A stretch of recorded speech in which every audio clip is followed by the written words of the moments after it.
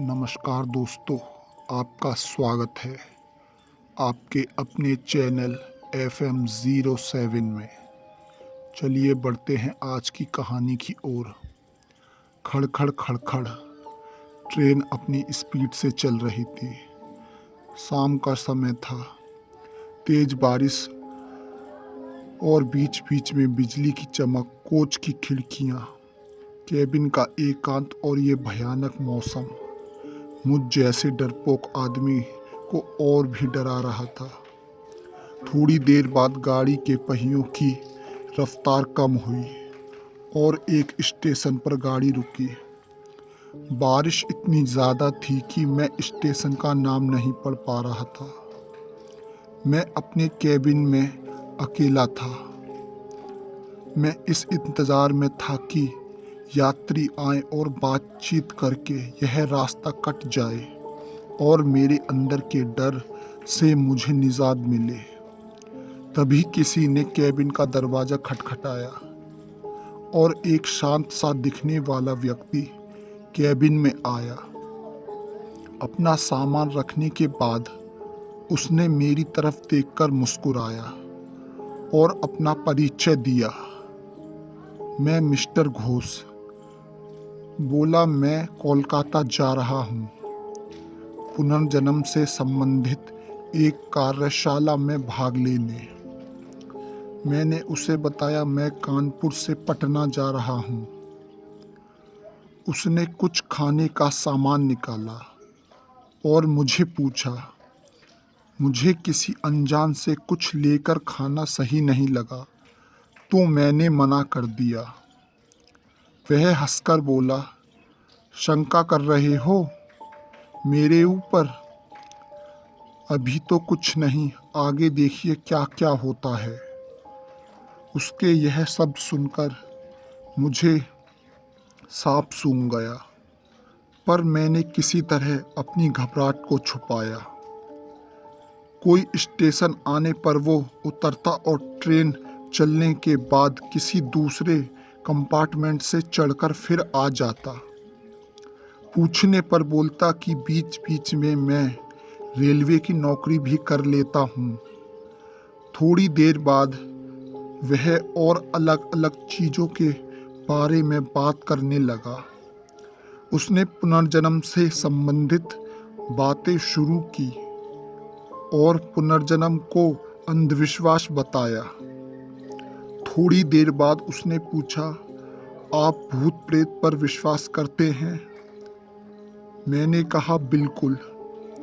वो जोर से हंसा और बोला, यह सब बकवास है। मुझे भूतों पर विश्वास था, पर वो भूतों के अस्तित्व को नकारता रहा।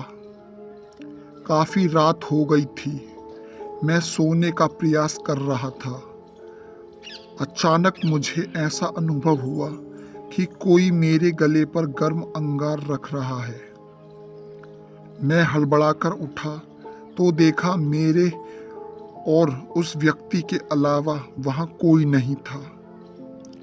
वह व्यक्ति भी सो रहा था। मैं फिर सोने का प्रयास करने लगा। अभी मेरी आंख लगी ही थी कि मुझे अपने पेट पर तेज दबाव और हंसने की आवाज़ सुनाई दी।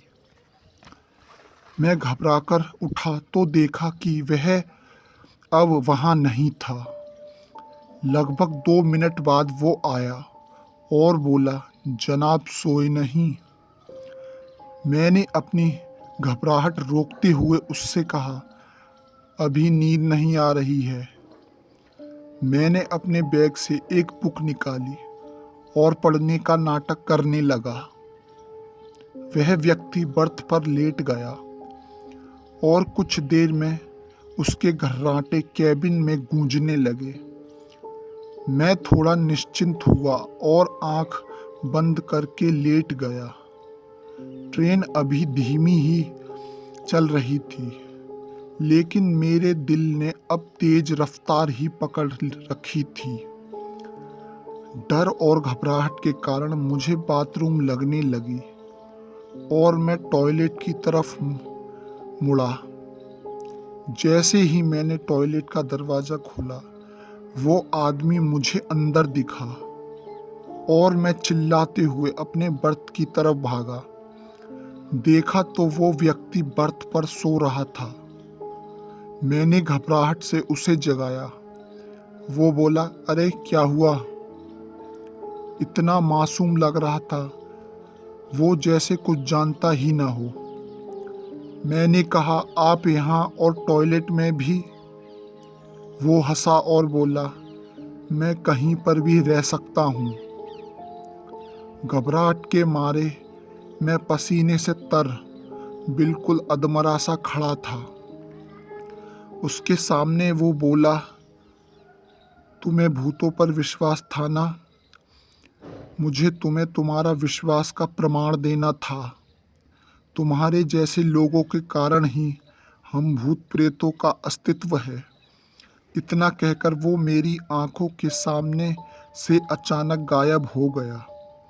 मैं डर के मारे अधमरा सा अपनी बर्थ पर बैठा था और कुछ देर बाद टिकट चेक करने के लिए टीटी आया और मैंने उससे पूछा, पटना कितनी दूर है अभी? वो बोला, पटना आने वाला है और पटना आते ही ट्रेन से मैं उतर गया। अगर वीडियो पसंद आई है तो वीडियो को लाइक एंड चैनल को सब्सक्राइब करना ना भूलें।